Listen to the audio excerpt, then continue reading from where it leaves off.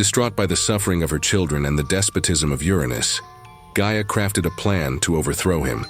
She created an adamantine sickle and presented it to her children, seeking a volunteer to exact revenge against Uranus. Cronus, the youngest and most ambitious of the Titans, agreed to his mother's plan, seeing an opportunity not just to avenge his siblings but also to seize power for himself. Gaia, in her anguish and wrath, plotted with Cronus, laying an ambush for Uranus. As Uranus descended to embrace Gaia, Cronus sprang from his hiding place. With the adamantine sickle, he castrated Uranus, severing his genitals and casting them into the sea. From the blood that spilled upon the earth, new beings emerged, including the Furies, also called Erinyes, the giants, and the Malii, who were nymphs. From the sea foam where the genitals fell, Aphrodite, the goddess of love and beauty, was born.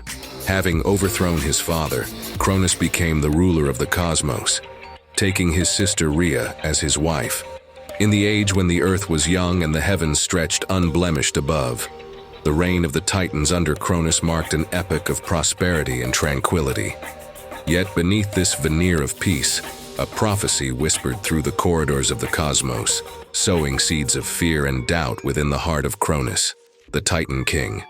It was foretold that he would be overthrown by his own offspring, just as he had usurped the throne from his father, Uranus.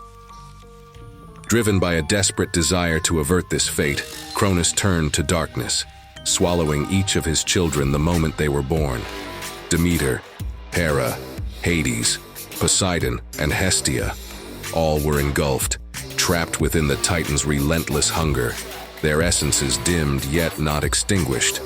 Rhea, his sister-wife, could only watch in horror as her children vanished before her eyes, her pleas and lamentations lost upon the deaf ears of her husband. In her despair, Rhea sought the counsel of Gaia, the Earth Mother, who had grown weary of the cycle of betrayal and violence that seemed to curse their lineage. Together, they conspired to save the youngest child, Zeus, from Cronus's cruel fate.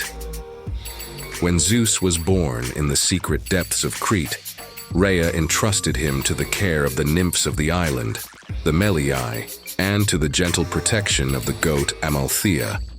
In place of her son, Rhea presented Cronus with a swaddled stone, which the Titan swallowed whole, deceived into believing he had thwarted the prophecy.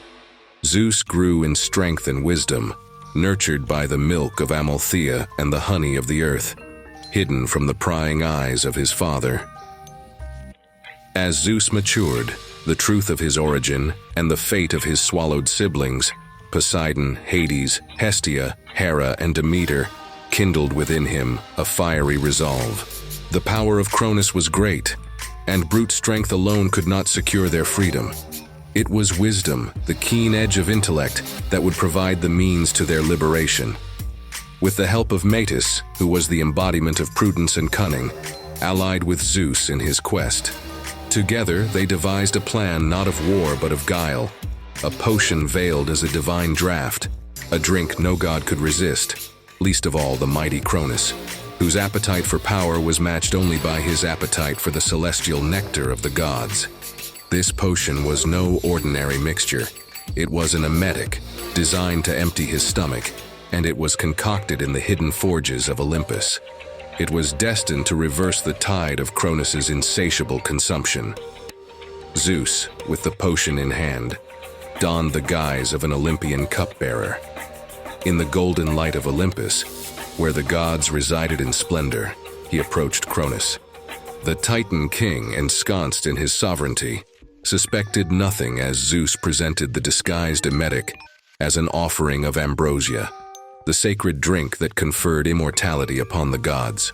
Cronus, enticed by the promise of the divine elixir, drank deeply, unaware of the deception that swirled within the cup.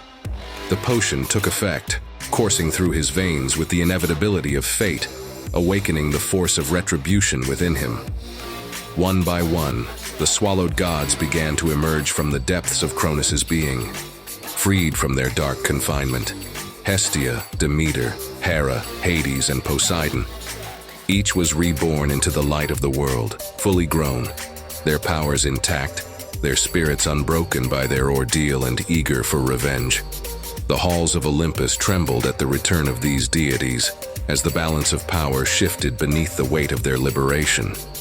This act of cunning marked the beginning of the end for Cronus and the Titan rule, paving the way for the rise of Zeus and the Olympian gods. Their freedom was not just a victory over Cronus, it was a declaration of a new era, one where wisdom and strength walked hand in hand, where the tyranny of the old was overthrown by the promise of the new.